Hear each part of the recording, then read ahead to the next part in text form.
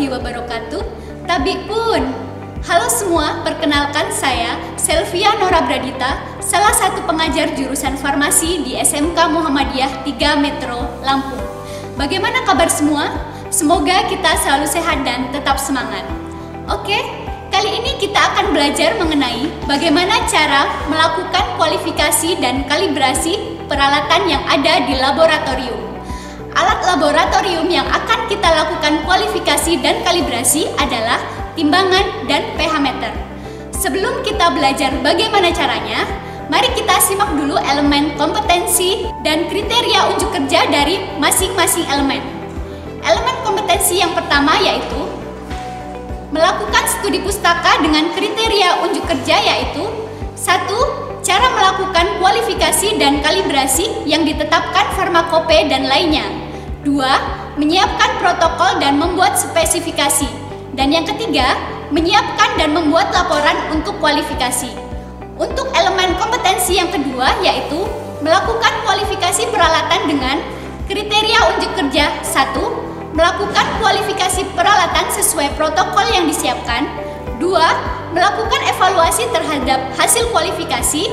Yang ketiga, membuat laporan hasil kualifikasi.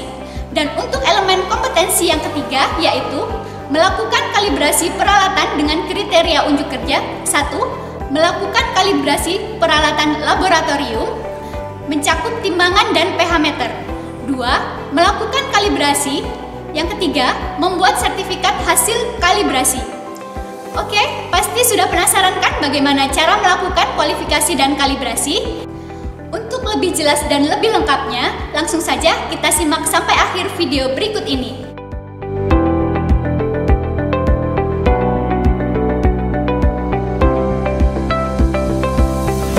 Sebelum memasuki laboratorium, gunakan alat pelindung diri dengan baik dan benar, seperti jas lab, handscoon, masker, dan sepatu yang tertutup.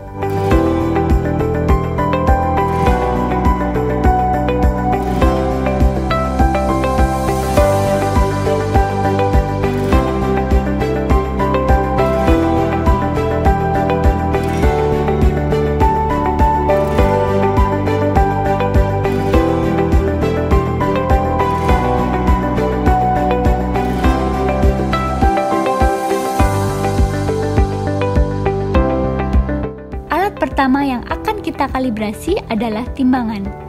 Alat-alat yang harus disiapkan diantaranya neraca analitik yang akan dikalibrasi, 3 anak batu timbang standar dengan berat 5, 20, dan 100 gram.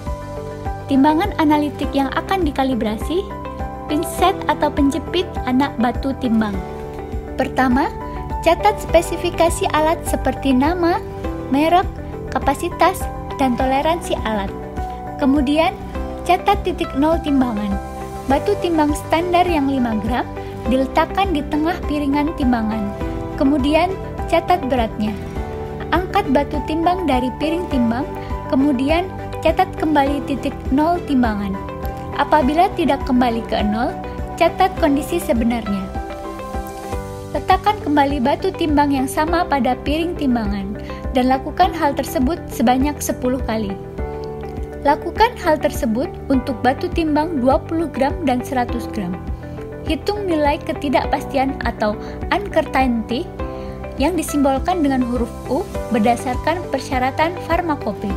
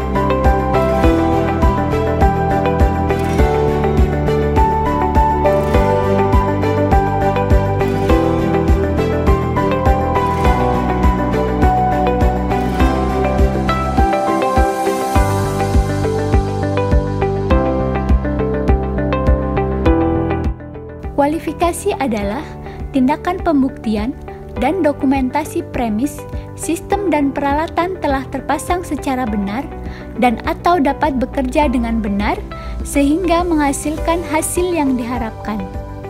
Kalibrasi adalah serangkaian kegiatan yang membentuk hubungan antara nilai yang ditunjukkan oleh instrumen ukur atau sistem pengukuran atau nilai yang diwakili oleh bahan ukur dengan nilai-nilai yang sudah diketahui yang berkaitan dengan besaran yang diukur dalam kondisi tertentu.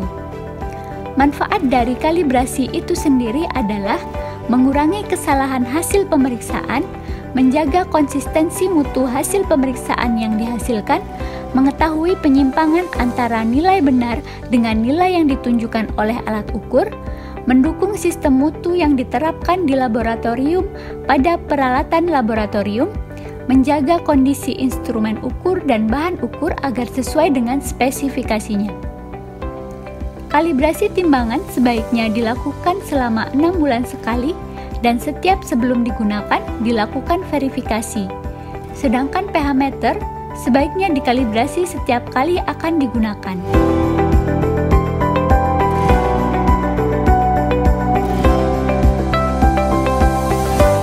Alat kedua yang akan kita kalibrasi adalah pH meter. Alat-alat yang harus disiapkan adalah pH meter yang akan dikalibrasi, beker gelas 250 ml, botol semprot, dan tisu. Bahan yang disiapkan untuk kalibrasi ini adalah larutan buffer dengan pH 4 dan 7, dan Aquades. Pertama, catat spesifikasi alat, seperti nama, merek, kapasitas, dan toleransi alat. Rendam sebentar elektroda dalam Aquades, bilas berkali-kali dengan menggunakan botol semprot. Gunakan beker gelas 250 ml untuk menampung air sisa semprotan. Keringkan dengan menggunakan kertas tisu. Pastikan elektroda kering. Rendam dalam larutan buffer pH 7 beberapa saat untuk mencapai kesetimbangan. On-kan pH meter, tunggu beberapa saat. Bacalah skala pH. Bila pH terbaca tidak sama dengan 7, putarlah tombol penyesuai pH agar pH menjadi terbaca 7. Cuci elektroda dengan Aquades berulang-ulang. Keringkan. Celupkan elektroda ke dalam larutan buffer pH 4, biarkan beberapa saat. Bacalah pH pada skala pH alat. Pembacaan harus menunjukkan pH 4 plus minus 0,02. Lanjutkan pekerjaan yang sama seperti sebelumnya, tetapi menggunakan larutan buffer pH 7. Pembacaan harus menunjukkan pH 7 plus minus 0,02. Apabila hasil pembacaan di luar range yang telah ditetapkan, artinya pH meter tidak terkalibrasi. Dalam perangkat pH meter, komponen alat yang paling menentukan akurat pengukuran adalah elektroda gelas. Oleh karena itu, pemeliharaan berpusat pada elektroda. Pertama, pastikan bahwa selama tidak digunakan, elektroda harus tercelup ke dalam larutan KCl atau NaCl jenuh. Kedua, meskipun tidak digunakan, cek secara berkala kalibrasinya dengan cara yang sama seperti di atas. Yang ketiga, setelah digunakan, pastikan elektroda bersih dari bahan yang telah diperiksa pH-nya. Yang keempat, pastikan alat pH meter dalam kondisi bersih dan kering setelah digunakan. Yang kelima, untuk menghindari kerusakan karena kesalahan pemakaian, ikuti manualnya apabila akan menggunakan. Pastikan alat dalam kondisi off setelah digunakan. Hasil kalibrasi dari timbangan dan pH meter dibuatkan sertifikat. Badan yang berhak mengeluarkan sertifikat kalibrasi adalah badan yang memiliki akreditasi dari Komite Akreditasi Nasional. Nah, itu tadi penjelasan mengenai bagaimana cara melakukan kualifikasi dan kalibrasi peralatan yang ada di laboratorium, yaitu timbangan dan pH meter. Bagaimana? Sudah cukup jelas? Cukup mudah bukan?